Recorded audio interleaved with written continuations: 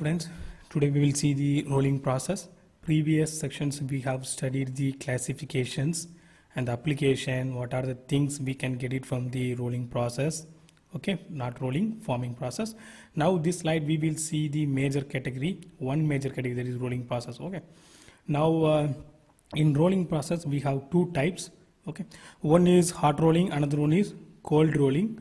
And you guys are very well know about that hot rolling means just above the room temperature. Cold rolling means all the rolling process will be taken place at environment temperature, lab temperature, or our atmospheric level temperature only. We are not going to heat, but for sometimes we are just going to warm up the material up to 0.3 into melting. Okay, but for hot rolling process it may ranging from 0.5 into 0.75 into T melting. Melting is nothing but the melting temperature of the material. We cannot fix a certain temperature, so that we are giving that the heating or warm rolling operation with reference to their melting temperature.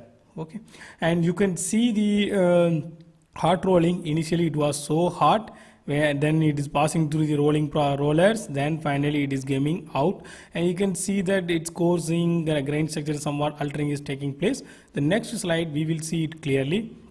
Before that we should understand the whole process. Right now the slab is coming. Now it's going to reheat from the furnace or the other setups. Then it is passing through the hot rollings. As you can see, the size of the slab is reduced when it's passing through the series of rollers. First one having certain reduction, and second stage we have certain reduction, and third stage we have certain reduction. After that it is moving into small sheet.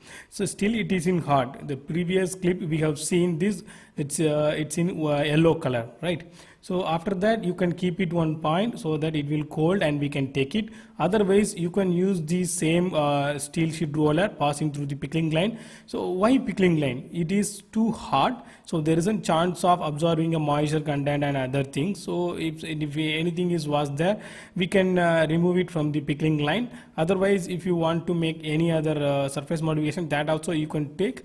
Then it will pass through the next roller where it's getting one more reduction. That is nothing but without any heating it's going to reduction, right? That is called cold rolling. Then it will come up to that end product. Okay, now hot rolling, and closed view of hot rolling process I have given you. First one is the normal one, that is when heated their microstructure will be like this. Second, some kind of alteration is available at the neck where the rollers and seats are getting contact. You can see somewhat elongated grain structure is available. Finally there is some fine grains are available. It's depend upon the cooling rate, right? So the grains changing, grain size coarsening, and their size is going to change when we are dealing with hot working, remember.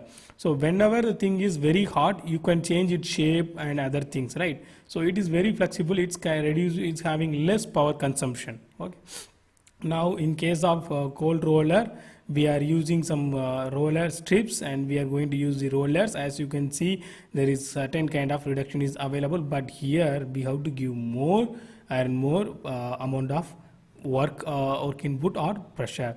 And you can see there is only one fine grains are available in the left side. After the rolling, the grains are elongated, it is moving towards right side. As you can see the next image also, there's a fine grains or initial grains how it looks like, and the final grains after the rolling process how it looks like. Now I am magnifying the things.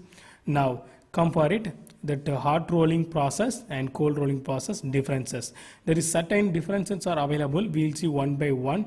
First one is the temperature. As I told, it is in about 0.5 to 0.75 in terms of T melting. That is nearby recrystallization or above the recrystallization temperature. After the above the recrystallization, if you are taking the process, means their crystal structure going to be redo. Okay, they are going for modification. Second, the pressure. If you are heating some slab or some other items, it is very easy to make the deformation. So pressure is very less because of high temperature. But in case of cold rolling, it is very high. You know that in normal temperature everything will be so higher strength, and the coarse grains will be formed, yes, depending upon the cooling process, and there is no residual stresses. If you are fixing the 4 points of a heated object residual cell form, if there is no such restrictions, mean it will elongate it according to its section, and there won't be any residual stresses will be formed on the hot rolled process. Tool handling cost is more. Yes, absolutely, I accepted, because we need to put the heating arrangement, cooling arrangement, and other things, right? So it is good. Improves ductility, absolutely. The grain coursing is changing, so it's going to improve the ductility. Surface finish is not that much good, because you are heating and after that you are leaving for free expansion, so you cannot get a closed tolerance which is expected. But these things will be overcome in the cold rolling process. Okay, now this is short notes you have learned what is the difference between hot rolling and cold rolling. Now thank you for your patience.